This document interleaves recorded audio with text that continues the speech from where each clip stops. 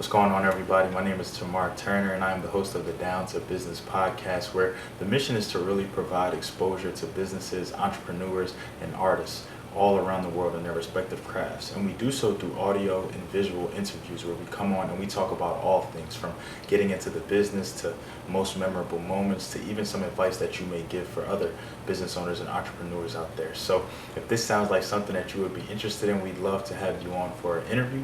Please be sure to reach out via any social media platform and we'll definitely get back to you. But until then, enjoy this episode.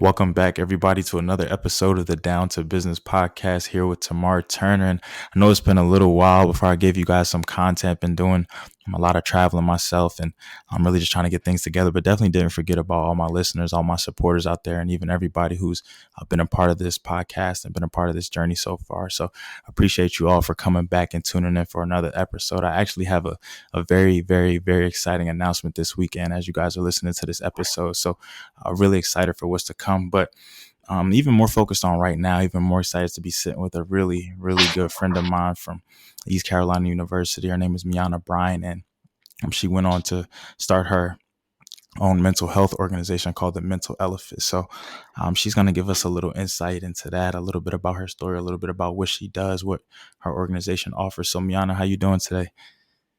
I'm doing well. Thank you so much for inviting me on here. It is great to speak to you and to speak to your listeners. For sure. No, thank you for making the time out for to come on the podcast. We appreciate it for sure. So can you just give us a little background, maybe like about yourself? I kind of already told them we knew each other through ECU, but just a little bit about yourself, like what you did, what you do now. So hello everyone. My name is Miana Bryant. I am I guess not recent, but I am an East Carolina alumni. I graduated with I graduated with a bachelor's in psychology and criminal justice, and I'm currently pursuing my master's in criminal psychology. So I work a lot with therapists and counselors and just being in the psychological field. But in my undergrad at ECU in 2016, I founded the Mental Elephant. We are a nonprofit organization based on positive mental health and spreading awareness of mental illnesses and mental health problems in college communities and also in lower income communities, and especially in the African American and African household. We want to definitely get the conversation of mental health, mental illnesses, and speaking to therapists going, and something that's really talked about. Okay, most definitely. I like all of that. And so I was actually just thinking, as you said your name, one of the first things I want to lead this off with is actually the name itself, the Mental Elephant. So it's something that I really do have an interest in when it comes to all organizations, all like artists, whatever the case may be, how they came up with names that are different from their own, like biological names, and just how they came up with names for organizations or for themselves. So where actually did the name, the Mental Elephant, come from? That is probably the most asked question. So the Mental Elephant originally was actually going to be called the Mental Cheetah, because cheetahs were originally my favorite animal. But after talking to my mom and us kind of going over everything, we looked into what an elephant means and what different animals mean, and elephant just really resonated with us. And then we also thought about the elephant in the room analogy that a lot of people use for mental health. So we just felt that the mental elephant was kind of perfect to reflect what I'm trying to do. So going off of that, and actually, it's really funny that you said that, just because growing up, one of the first animals that I was introduced to and that I really took a favorite to, it was a cheetah, just because of how fast they move and just how sly they were. So great minds think alike. So we definitely can be friends, can agree on that one. And then kind of also something that you ended that last answer with was what you want to do. So I know that you talked about the psychology that you studied, who you've worked with, what you do now, and what your organization looks to offer. What would you say, if you can kind of just give one, is a personal goal that you have, whether it be for the Mental Elephant, whether it be for yourself, just a personal goal? So my one personal goal for the Mental Elephant would be that the Mental Elephant becomes a household name, kind of along the lines of the YMCA or urgent care or things like that. I want the Mental Elephant to be in every neighborhood across America and provide no cost or extremely low cost therapy to everyone, no insurance required or anything like that. My personal goal for myself, in all honesty, is to have a building named after me, which I know is weird, but I, for some reason, want to leave such a powerful impact that somebody's like, yo, we need to name a building after her Okay. Is there a somewhere. particular location for this building or just anywhere? Uh, Anywhere is fine, but if you really want to pull on my heartstrings, I would definitely say my hometown in PG County, Maryland. Anything in PG, Maryland that has my name on it is definitely like an over the moon accomplishment for me. Okay, so y'all heard it here. Shout out to everybody. If we have anybody, any listeners in PG County, but okay, a building named after. I wouldn't really say that's weird. That's actually kind of different, and that's really something great to leave behind. In all honesty, so I like that. So, kind of switching gears a little bit for somebody who may not be well versed with mental health, maybe didn't take any classes on it, maybe really just doesn't know too much about it other than what they may see or what they may read, or for somebody who doesn't know about your organization specifically, how do you kind of break that down to them? How do you kind of not necessarily approach them, but how do you just explain things to them, to somebody who's kind of not too familiar with things? I would definitely just start off by, I've learned that when it comes to mental health and mental illness, the best way to get that conversation started with somebody is to provide something relatable.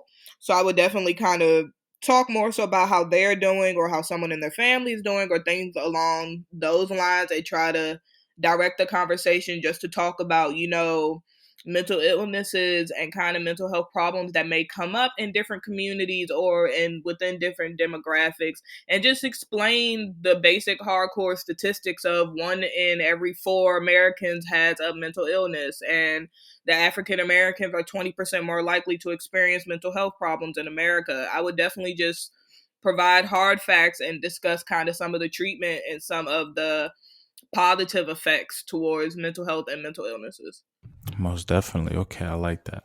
I have a two-part question for you right now. So, hmm, what would you say led you to just want to do, like, to want to start this, to want to offer these services, offer this kind of therapy, this counseling, this, I don't know, to me, love, nurture, like all of that, just understanding, just compassion, to what made you really want to start the mental elephant? And then to kind of follow up with that, is there anything that, looking back, you wish you could have done differently with this, whether it be you wanted to start a little sooner, or you might have done a different partnership or a different collaboration or anything along those lines?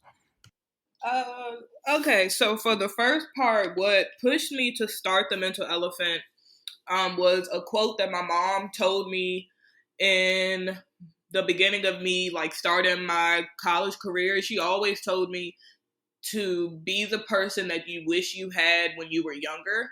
And I very much so have believed that. So just once I was diagnosed with major depressive disorder, I just tried my best to talk to other people and see if there's other people experiencing the same things, and to try to provide that helping hand or that conversation or just a hug or a meal or anything to people who honestly feel like they're alone. Because one thing about depression, it is the master of making you feel like you are all alone in this world and making you feel like there's no help. So I definitely just wanted to not have people feel the same way that I feel sometimes, because I know how hard that can be.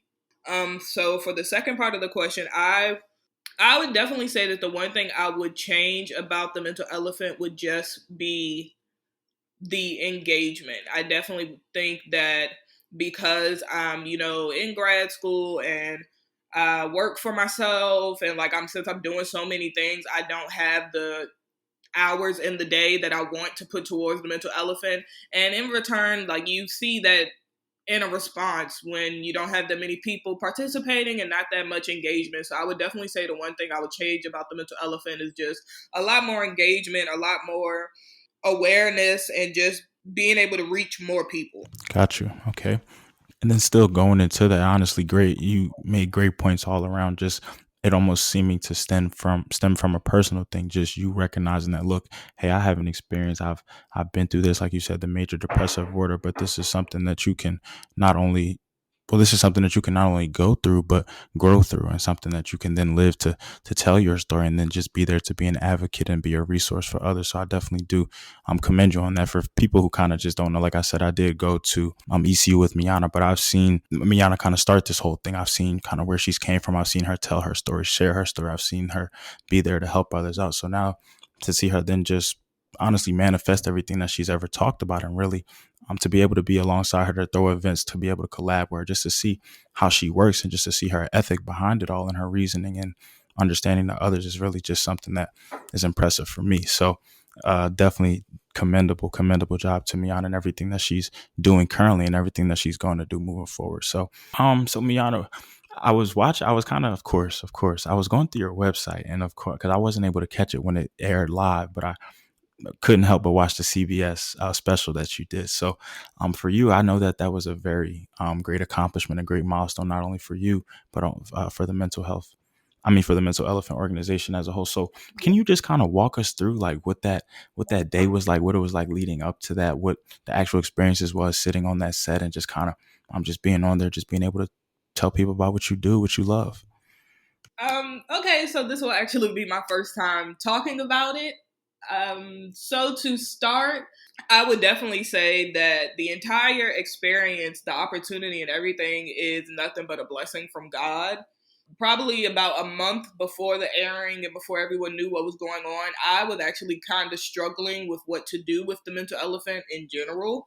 I didn't know where to take it or what to do next. So I just was praying heavy over it and trying to do my best with it. And then I just looked at my email, and lo and behold, there's an email from CBS Broadcasting asking me about the mental elephant and if I'm available to come to New York for a couple of days, and just a lot. So probably I would say that about 3 weeks before it aired is when I first got the email. So within those 3 weeks, CBS had producers come down to Greenville, North Carolina, and film me on campus and interview me on campus, and I had to hold an event and do a lot on campus. And then the following week, they flew me and my parents out to New York so that way I could be on CBS. And the actual day of the interview was amazing. They had us in an amazing hotel that was like right in the heart of Manhattan. They took care of us the whole time, cars everywhere, but even just walking in the broadcasting center and being in the building and being next to Gayle King was amazing. And my favorite memory of the entire day is easily as soon as we walked into the studio and walked into the recording room, we sat down and I'm sitting in the front row with my parents, and my dad is telling me like to remember to smile and stuff. And then we see Gayle King come in. So everybody's standing and clapping and super happy that Gayle King is here. And when everybody quiets down and they're putting the mic on her, the first thing out her mouth is, "Where's Miana? Where's Miana Bryant? Where's Miana?" And I'm like, I'm right here. So I like stood up like, "Hi, I'm Miana." And she's like, "Oh, I watched your story that they're going to air, and I looked at your website, and you're amazing, and I'm so proud of you." And I was like, "Oh, thank you." And then one of the producers was like, "Yeah, and these are her parents." And she was like, "Oh, your parents are here." So then she spent about 5 minutes just raving to my parents about me, and it was amazing. And that, and then being able to just talk about the mental elephant, to talk about mental health in college communities and the things that need to be done, and the stigma behind mental health with such powerful people like Gayle King and Dr. Ken Duckworth, who is the director of medical services at the National Alliance of Mental Illnesses, and just a lot of other people. So as a whole, it was an amazing day. Definitely going to be one of my favorite memories of my life. Wow. That just, I mean, just the vivid picture you painted for me just now, it almost made me feel as if I was there, if I was in Manhattan with you. But like I said, just being able to watch that special and see you speak, like I said, just so fluently about what you do, what you love, your past experiences, what you are getting ready for the future with such noteworthy people, is definitely something to always cherish and be proud of, for sure. So with the mental elephant, and just with everything that you guys have done so far, what would you say has probably been your favorite like testimonial that you've gotten, whether it be from somebody specifically to you, whether it just be maybe anonymously, or what would you say has been kind of like the greatest feedback for you throughout all of this? I That really threw me off. I would definitely say I don't have one specific testimony because there's a lot of people that definitely have made me shed a gangster tear or two.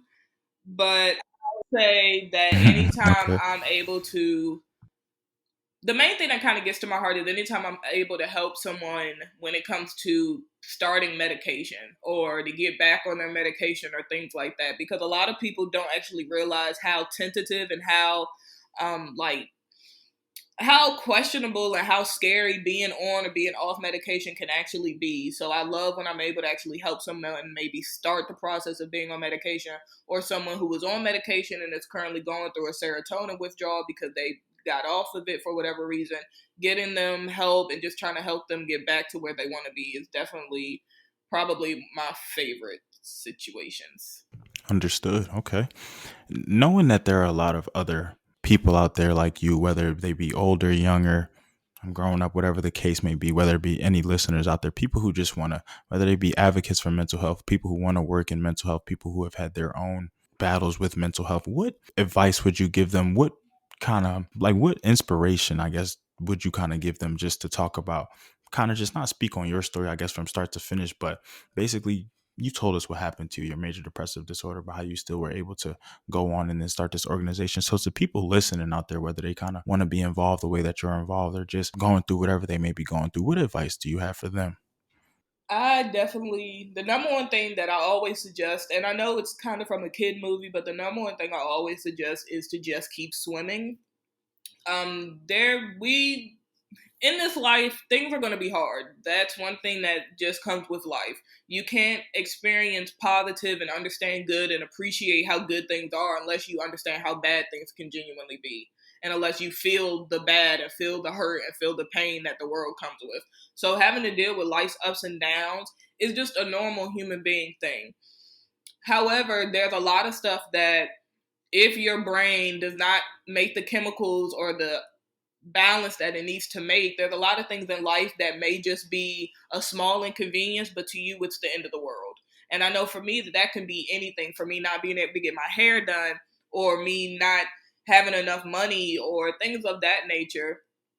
I definitely would say that having depression and having anxiety and things like that can make your daily struggles 10 times worse. But the main thing that you have to remember is, number one, a lot of the times, majority of your thoughts are not you. Majority of your thoughts always like to try to separate Miana's thoughts and Miana's situation and how Miana feels from my chemical imbalance and what thoughts and things that are coming up in my mind that I can't necessarily control, but I can control how I react to them and how they come out of my mouth.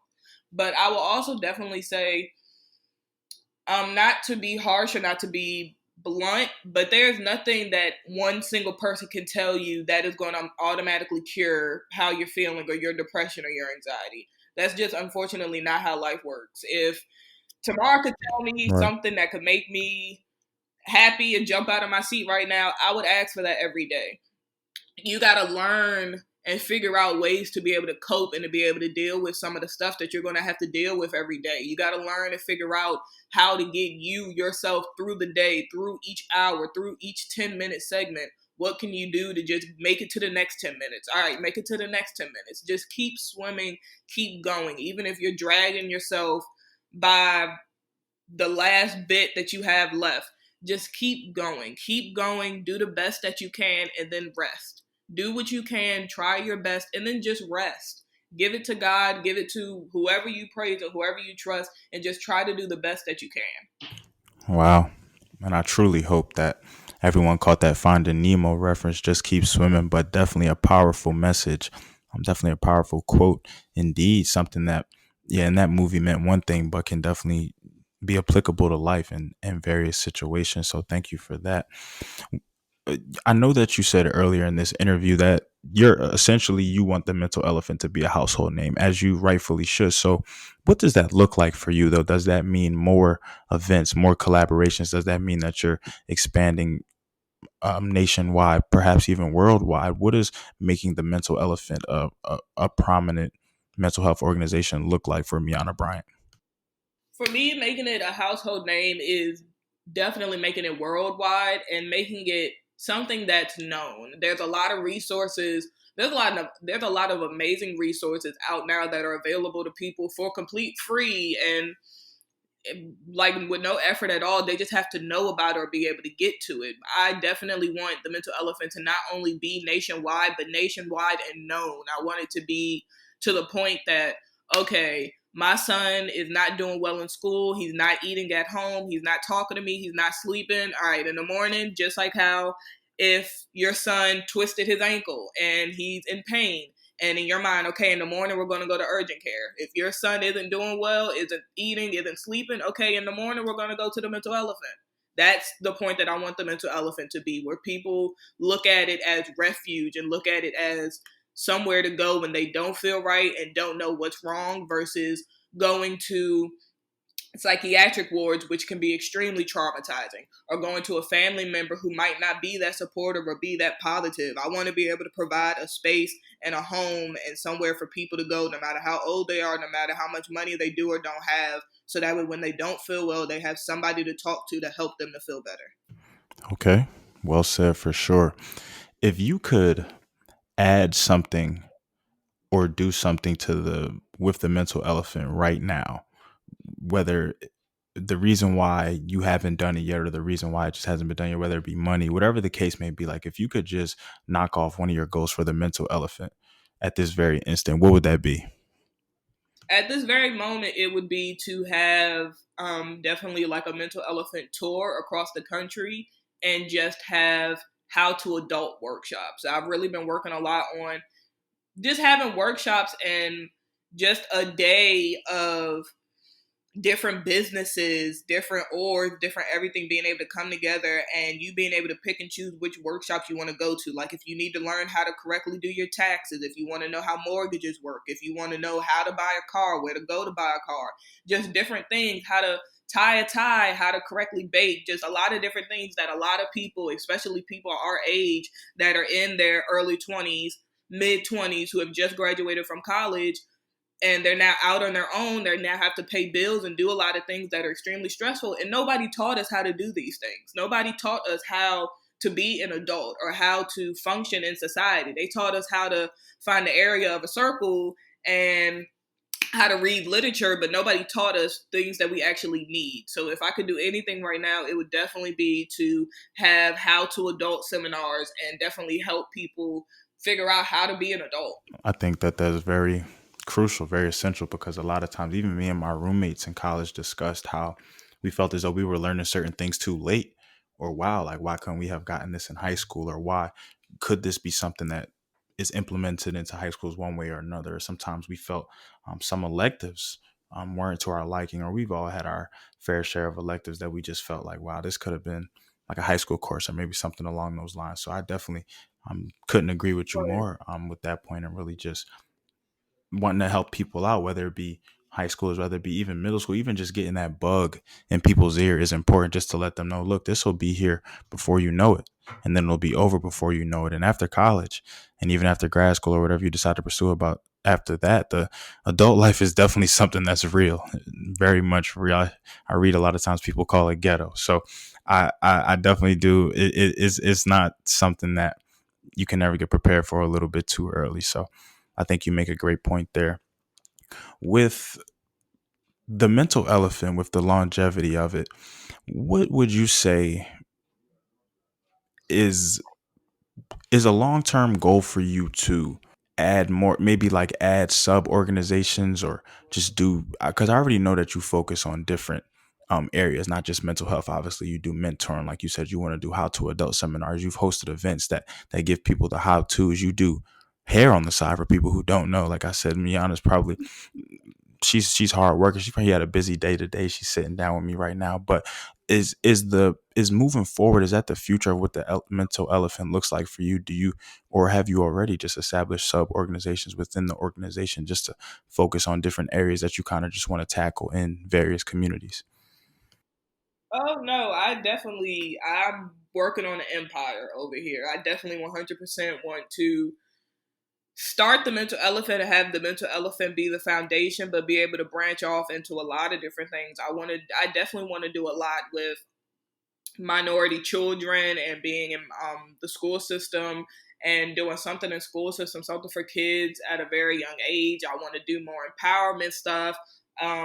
Me and my sister do a lot of like technology and photography and making videos. So there's a lot of things that I definitely plan on dipping my finger into and spreading the mental elephant to. So please stay tuned for what the mental elephant turns into, because we are not going to be a one trick pony. Well, one trick elephant. Oh, for sure not. And I mean, just from knowing you at East Carolina and seeing how far we are removed from ECU, not too far, but almost 2 years now, and just seeing everything that you've done with it, we know that you're definitely not a one hit wonder. So definitely looking forward to everything that you have coming. So proud, so fortunate just to be able to be sitting down here with you today and really just discussing some of your accomplishments, some of your future goals and your ambitions. So for the people out there, where can they, if they kind of just wonder, whether it be just read up, just see what type of resources you offer, maybe even look to become a part of the mental elephant or see what you guys have done, what you guys have upcoming, where can they find you personally? Where can they find information about the organization as well?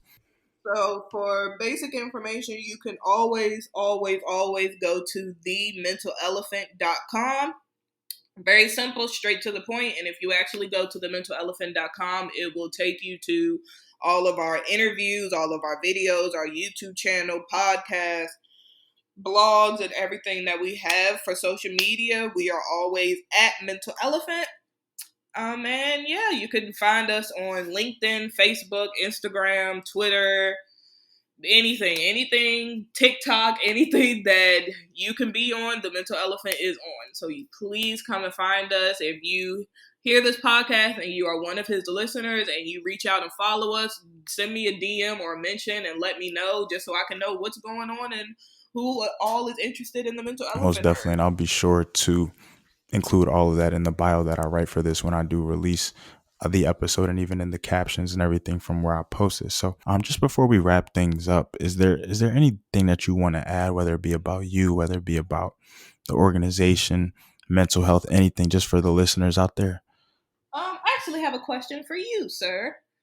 Seeing Wow, you're, let the record show, you're the first person to ever ask me a question on the podcast. So I like that. gotta gotta keep it spicy. Black girl magic over here. So, being how you have, if I'm correct, you received a master's from Syracuse, right? Correct. Okay, so saying how you now have your master's and you, of course, went to ECU and you are definitely in the adult phase, what do you think leads to or kind of pushes the stigma of mental health and talking about mental health, more specifically in the African American male community?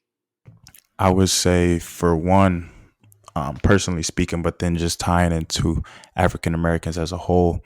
Me personally, I'm not really one to talk about my feelings or just express my feelings unless I'm really asked about it, or unless somebody really inquires. Otherwise, I kind of just keep them to myself, whether it be kind of good feelings, whether it be bad feelings, whatever the case may be. That's kind of just, I've always been that type of person. So I think that a lot of men, specifically African Americans, adopt that same nature, adopt that same kind of attitude that, yeah, we don't really have to, I mean, not really have to, but I mean, look, if it just is what it is sometimes. And no, that's not something that I'm proud to admit or proud to say, like, that's just how I am. But in a sense, it is something that I know I need to work on, hence why I can talk about it. But I do think that that affects us a lot. And then I also think that because of how it's represented in today's society, whether it be just through social media, whether it be how we read about certain things, and how, like, there can just be so much misinformation, so much miseducation out there, that unless you really properly do your own research and really genuinely want to learn and know about something, you won't really inquire much about it, other than if a joke is being made about it, or if